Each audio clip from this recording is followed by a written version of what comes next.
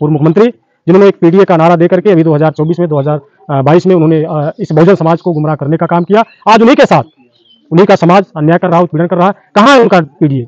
उनको देख।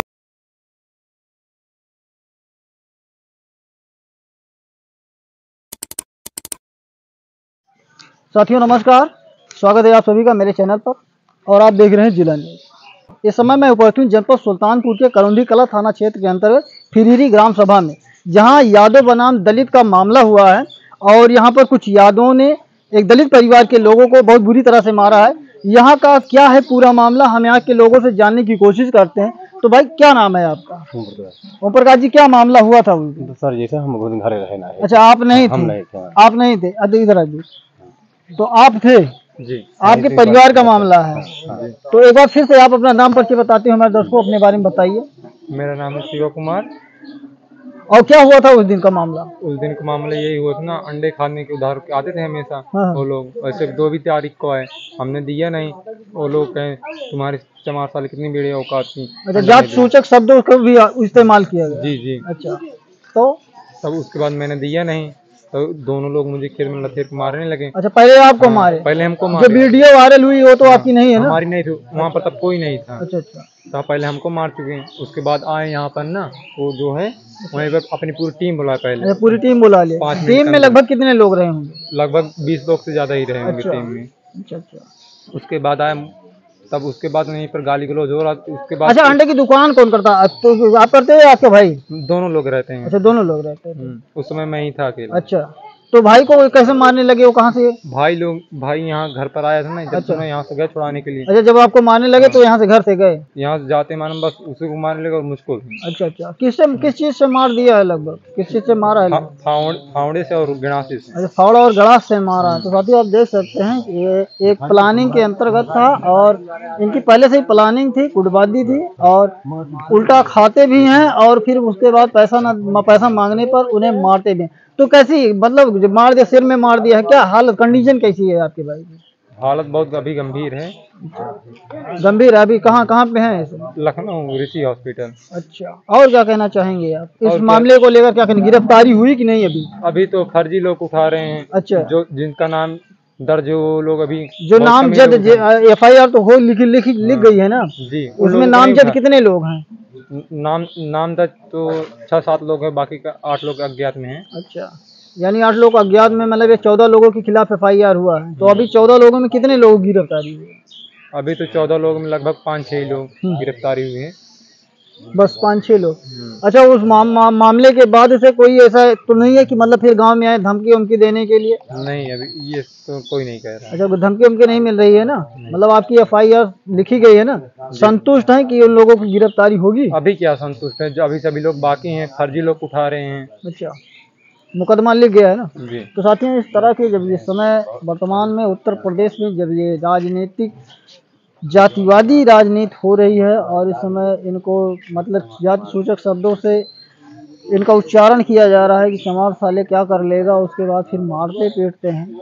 ऐसी वीडियो से आपकी प्रतिक्रिया क्या है, कमेंट करके जरूर बताइए। हमारे साथ यहाँ पे कुछ और भी लोग उपस्थित हैं, बहुजन समाज पार्टी के कुछ कार्यकर्ता भी हैं और हम इनसे भी बात करने की कोशिश करते हैं। तो अध्यक्ष जी, आप सबसे पहले अपना नाम परिचय देते हुए हमारे दर्शकों को अपने बारे में बताइए। बहुत बहुत धन्यवाद। मैं सुरेश कुमार गौतम, जिला अध्यक्ष बहुजन समाज पार्टी जनपद सुल्तानपुर।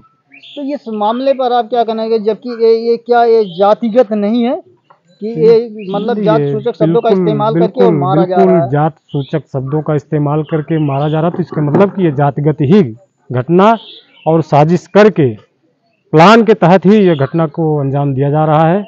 और जिससे मैं शासन और प्रशासन दोनों लोगों को कहना चाहूँगा कि इस पर अंकुश लगाएं। आए दिन जिस तरह से इस भारतीय जनता पार्टी के शासन में अन्याय, अत्याचार, उत्पीड़न जैसे जघन्य अपराध इस उत्तर प्रदेश के साथ साथ पूरे भारत देश में जो कानून का जंगल राज चल रहा है, इस पे हम प्रशासन के लोगों से कहना चाहूँगा कि इस पे अंकुश लगाने की ज़रूरत है। वर्तमान सरकार में अगर देखा जाए, ये इस तरह से अत्याचार, चाहे वो दलितों के साथ उत्पीड़न का हो या फिर चोरी का हो, ठगी का हो, मर्डर का हो, तमाम ऐसे केस उत्तर प्रदेश में हो रहे हैं। तमाम घटनाएं तो हो ही रही है, बट आज सुल्तानपुर के इस कादीपुर विधानसभा के करौंदी कला थाने के अंतर्गत जिस तरह से फिरहिरी ग्राम सभा में एक हमारे अपने समाज, बहुजन समाज, दलित समाज के ऊपर जिस तरह से यादव लोग निर्मम तरीके से एक प्लान के तहत हमको लगता है कि जिस तरह से वीडियो वायरल हुआ देखा जा रहा है, हमको लगता है कि वो प्लान के तहत आए थे और कहीं न कहीं मार डालने की नीयत से आए थे।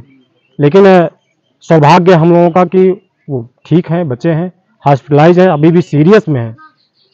जो परिवार के लोगों से जो सूचनाएं मिल रही हैं, मैं आज उनके दरवाजे पे बैठा हूं कुशल क्षेम जानने के लिए। हमारी टीम में हमारे मंडल के कोऑर्डिनेटर भाई छोटेलाल मौर्य जी, भाई श्री राम पुष्कर जी, हमारे जिले के प्रभारी ध्रुवदास जी, विधानसभा के प्रभारी रविंदर जी, विधानसभा के अध्यक्ष भाई राम सजीवन गुप्ता जी, भाई श्याम उपाध्याय जी जिला उपाध्यक्ष, भाई हमारे कोषाध्यक्ष भाई राजकुमार गौतम जी, भाई राम सिंह निषाद जी, हमारे तमाम पदाधिकारी जिम्मेदार साथी यहाँ पर आए हैं कुशल क्षेम जानने के लिए और इस पीड़ित परिवार के साथ लड़ाई लड़ने के लिए, उनकी हर संभव मदद करने के लिए बहुजन समाज पार्टी सुल्तानपुर और कादीपुर विधानसभा के हमारे यूनिट के सभी सम्मानित साथी खड़े हैं, खड़े रहेंगे।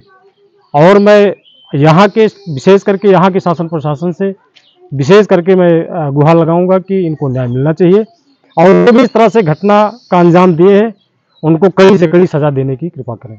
बहुजन समाज पार्टी का कमजोर होना क्या दलितों पर उत्पीड़न का कारण बन रहा है? बिल्कुल। आप पूर्व के शासन में चाहे वो कांग्रेस की देख लीजिए, चाहे भारतीय जनता पार्टी की देख लीजिए, आज जो पीडीए का एक नारा रूप दे करके आज पीडीए का नारा दे करके और दलित समाज को बरगलाने का जो काम कर रहे हैं माननीय अखिलेश यादव जी, पूर्व मुख्यमंत्री, जिन्होंने एक पीडीए का नारा दे करके अभी 2024 में 2022 में उन्होंने इस बहुजन समाज को गुमराह करने का काम किया। आज उन्हीं के साथ उन्हीं का समाज अन्याय कर रहा है, उत्पीड़न कर रहा है। कहाँ है उनका पीडीए? उनको देखना चाहिए, उनको भी सोचना चाहिए। और कहीं न कहीं इससे जनता समाज पूरी तरह से आहत है और मैं उनसे भी कहना चाहूँगा कि इस तरह से नारा दे करके, इस तरह से लोग लुभावना दे करके समाज के साथ अन्याय अत्याचार न करें। तो पीडीए का नारा देने वाले ही लोग तो बहुजन समाज पार्टी को भाजपा की बी टीम बताते हैं। भाई देखिए, भाजपा की बी टीम कहने के लिए तो पीठ पीछे तो लोग देवी देवताओं को, इस प्रकृति को, जमीन आसमान को विरोध करते हैं। सामने कोई कहे तो जवाब मिले। आज देख लीजिए, पीडीए चाहे अखिलेश यादव जी हो, चाहे जो पीडीए का नारा देते हैं, बहन जी बता दीजिए कि किसी भारतीय जनता पार्टी के किसी भी नेता के संरक्षण में कभी गई हो, कहीं कोई बात की हो? और इन लोगों को देख लीजिए, घर पे तमाम कार्यक्रम करते हैं, उनके फंक्शन में जाते हैं। तो अब इसको समझना चाहिए ना, आप लोग भी देख रहे हैं, तमाम सोशल मीडिया में भी तमाम खबरें चल रही हैं। तो कौन भाजपा की भी टीम है, इसको जनता समझ चुकी है, विशेष करके दलित समाज पूरी तरह से समझ चुका है।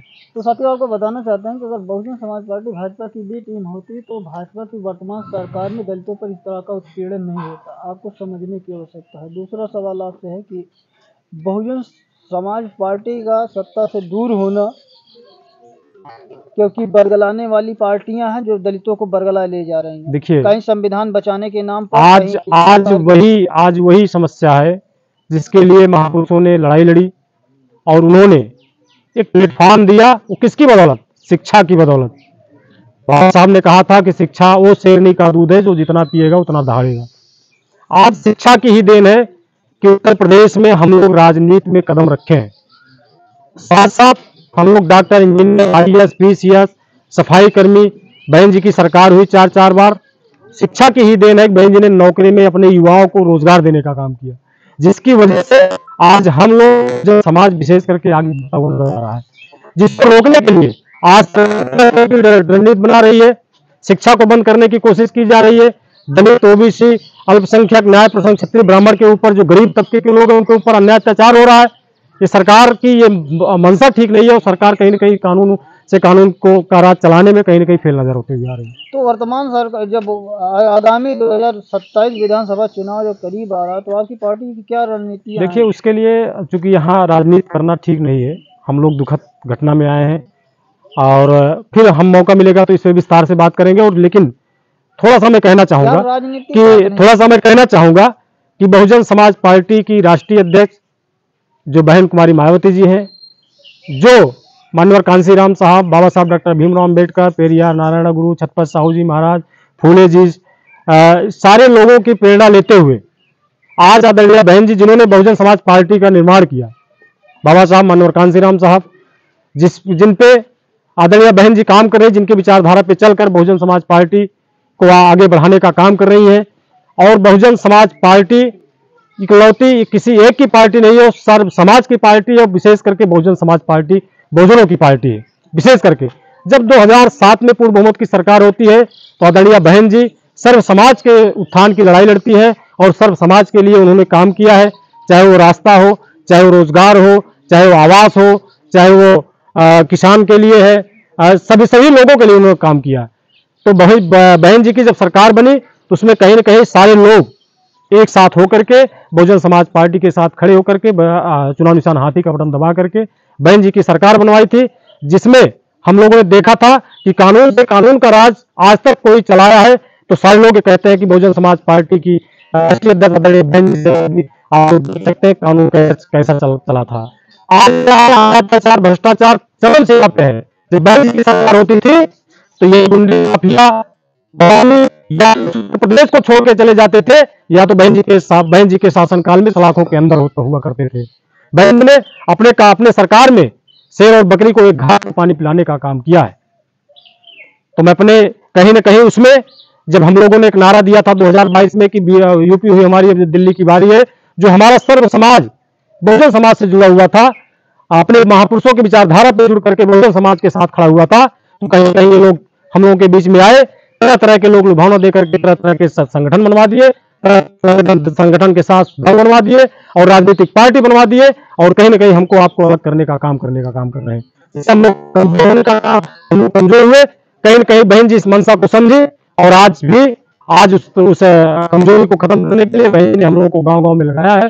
बूथ कमेटी और सेक्टर कमेटी को पूरी मजबूती के साथ बनाने का उन्होंने आह्वान किया है, जिसको हम लोग गांव-गांव में जाकर के घर-घर हम लोग संगठन को सर्व समाज को जोड़ते हुए 10% युवाओं को भागीदारी देते हुए अपने संगठन को मजबूती से बना रहे हैं, जिससे आने वाले 2027 में पुनः बहुजन समाज पार्टी की सरकार बने और आदरणीय बहन कुमारी मायावती जी उत्तर प्रदेश की 5वीं बार मुख्यमंत्री बन सके।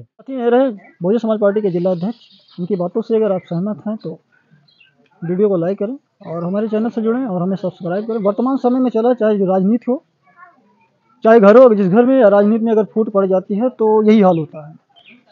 2007 से 12 की अगर बात किया जाए, बहन मायावती के शासनकाल में क्या माहौल था और वर्तमान में जब बीजेपी सरकार उत्तर प्रदेश में योगी जी की सरकार है जो जीरो टॉलरेंस की बात करती है कि हमारे रहते हुए अपराध नाम की कोई चीज़ नहीं है, तो ये अपराध नाम की कोई चीज़ नहीं है। तो इस तरह से दलबंदी करके लगभग 15-20 लोग मिलकर किसी एक व्यक्ति पर और भी निहत्थे पर हथियारों के साथ जानलेवा हमला करना क्या दर्शाता है? अपनी राय कमेंट करके हमें जरूर बताइए।